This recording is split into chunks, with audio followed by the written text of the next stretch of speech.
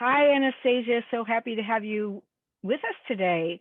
I'm Natasha Zellerbach with Sustainability Pathways, and I am really thrilled that we're going to be talking in our 3P's of sustainability with Anastasia today. And we're going to talk lots more about sustainability.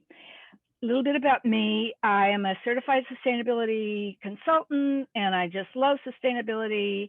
And if my eyes wander over there, it's because my dark-eyed Junko just landed. He doesn't come all day and he's here showing off, sharing nature with me today. So I guide green champions like Anastasia and other folks to be just a little bit more tuned in to how to be eco-conscious. And like I said, I love to watch birds because they are very fun, and I like to take pictures of photographs of flowers because they hold still. At Sustainability Pathways, we work with individuals that are unique. We understand everybody's unique, and you have your own needs and interests and values. And during our programs and workshops, we consider what's important to you individually and then guide you to implement your action plan. And this forum that we're doing today, I call it the 3P's Forum. And we're always connecting with the broad, holistic perspective of sustainability, which includes people, planet, and prosperity. And today we have Anastasia Huffman sharing the ways to meet the challenges to be sustainable. Thank you so much for being with us today, Anastasia. Say a little bit about you. You're a virtual project manager and a mother trying to be sustainable in an area without recycling or composting options. What a challenge. I love to hear what you're doing about that. Yeah. And I understand you've translated a love for blogging and helping those around you find resources. And you do that in your career as a virtual administrator and project manager, and you're certainly doing that for me and our business, Sustainable Pathways. And I understand that you find most of your days chasing your little toddler in between all the meetings that you have. For sure. So happy to have you here. I'm happy to be here. I'm super excited to get to talk a little bit more about sustainability with you on a different level than work, right? But thank you for having me. So first of all, could we start by you letting us know why you think sustainability is important? I think sustainability is important because we are the future, right? Our world is always changing. And so being able to protect the earth and being able to protect what is growing, we want it to be able to continue. We want it to be able to continue to grow. And so if you don't feed something, it's not going to grow. There you go. I love that. And just briefly, what are you already doing in your challenging situation? Yeah, so I try to do little silly things that I'm pretty sure my neighbors love. I currently compost by taking fruits and vegetables that we don't finish in the week.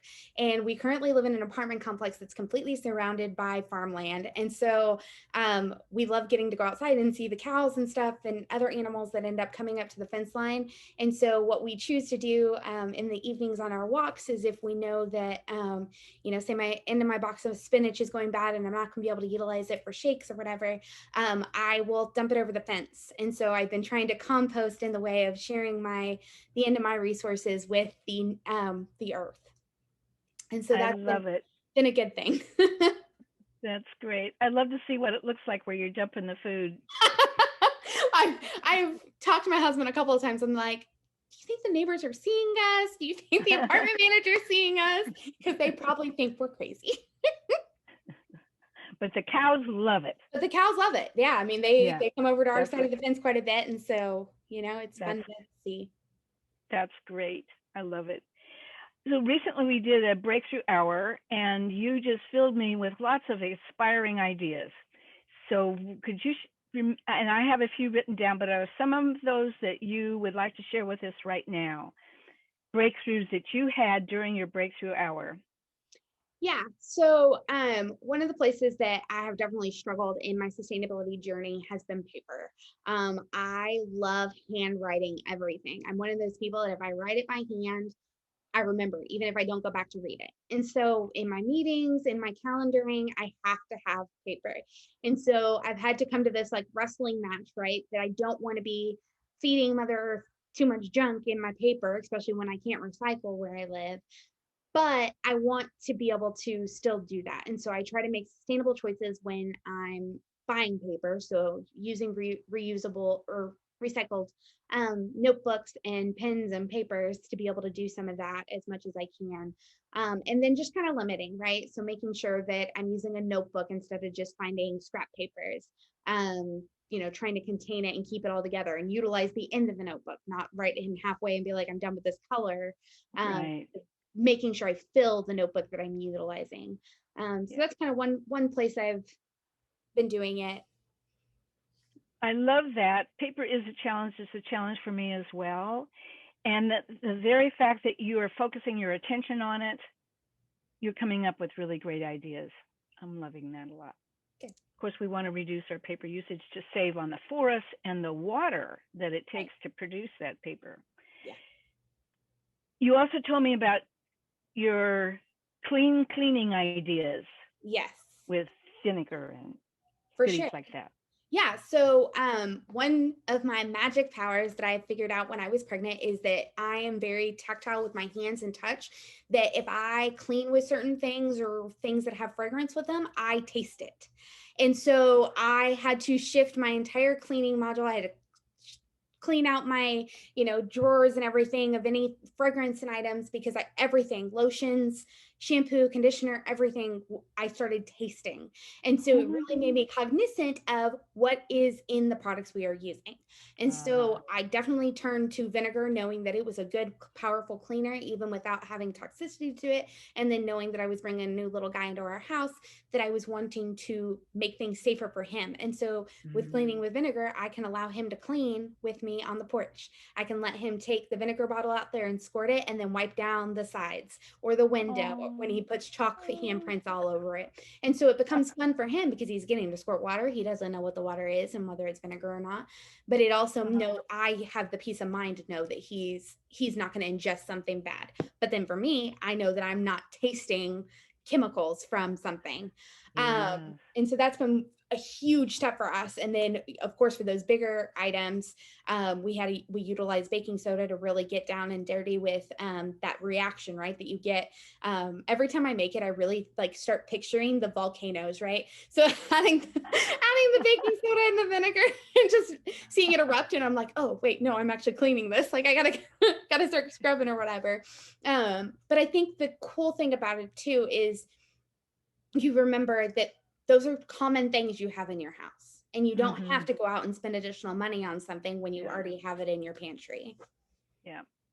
That's great. That is so simple. Also, I have put the vinegar and the baking soda in the toilet bowl to clean it up. For And sure. I know what you mean about a little bit of an eruption. Yeah.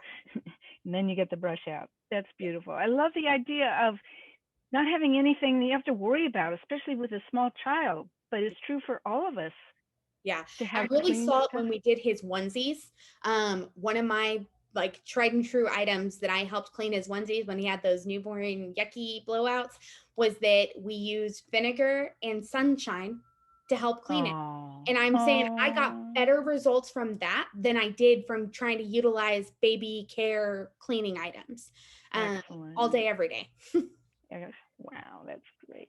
Another thing I remember you talking about was making soup stock Mhm. from veggies that otherwise might have not been used.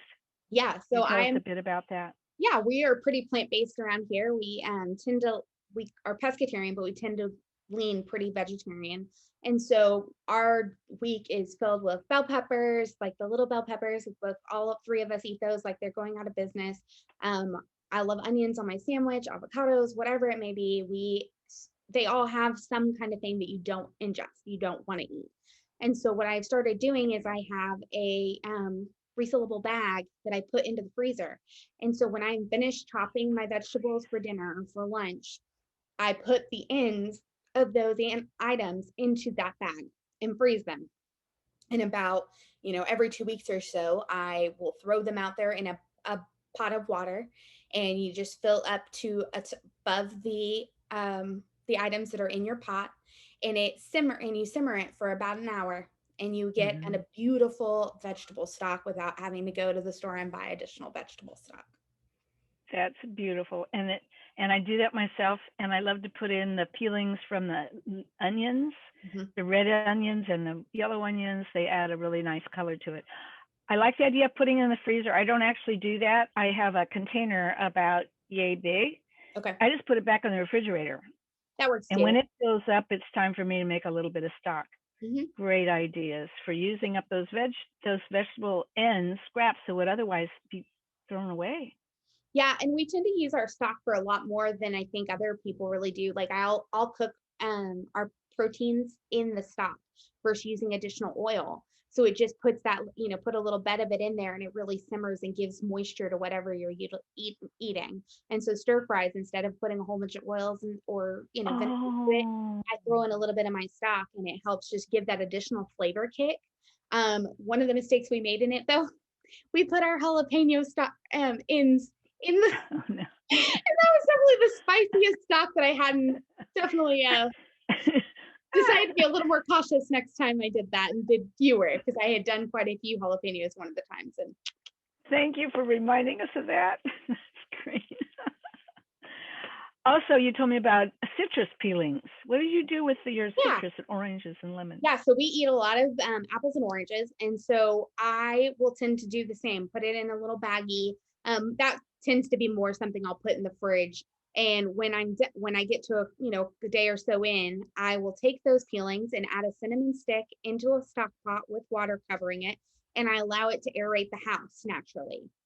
And so instead Oh, of, going out and buying potpourri, I have my natural potpourri from the peelings that we didn't eat. oh, I love So that. take your core of your apple that you didn't eat, take your couple of peelings from your orange, a cinnamon stick, put it in there and let it simmer for a couple of hours, and you've got a nice clean smell in your house. So you have it in a pot and Mhm. it's simmered, and then what do you do with it? Sometimes I'll reuse it if I'm going to do it the next day for someone visiting or something, but most of the time that's when it kind of just it goes in the trash, which is not the best, but um I haven't really thought Okay, to take it out and put it in. I'm trying to understand. You leave it on the pot, and then how is it? You just leave it in the pot while it fills Right. the So room, or you you put? put the water in it just like with the stock. And so Yep. it's just aerating. That smell just naturally comes out. So I don't Ah, cover it, and it just leave okay. it kind of to simmer on the stove, and that smell comes out of it. Oh, I love it. Great ideas. And for instead of using saran wrap and stuff like that for your food, you told me about some things that you've been doing Yeah, so we tend to to wrap utilize veggies. we bought a whole bunch of different containers that were reusable, some glass ones, and really we tend to use those versus trying to use plastic wrap and saran wrap. Just to little things, right? Trying to find those bite-sized things that you can do that don't make a huge difference, right? I could go just as well buy a brand new set of, buckets to use as I can go and buy new zipper bags. And so being able to utilize containers allows for less waste in the long run for it. And so I'm able to Yes. wash those when I'm done and make it a thing. Because I mean, especially with little guy, with my husband going to work, we have to have lunches packed. And one of the days of the week, we literally pack 9 meals, because all three of us, 3 meals apiece. And so Uh-huh. being able to utilize a container versus putting that many meals into bags is definitely the best. Excellent. That's great. You've given us tips about cleaning, not throwing food scraps away and using it into stock. You've told us about apple peelings and making, what do we Potpourri. call it? Potpourri. Potpourri Yeah. that smells wonderful, and ways to reuse containers so that we're not buying things just to put snacks in, and preserving our vegetables. Another one for saving vegetables that I've used is I think you have too, is they call it beeswax, Mhm. and I will wrap my cheese in that and other things that kind of, instead of the dreaded single-use plastic. For sure. Yes. Always great. That's great. Well, let's see.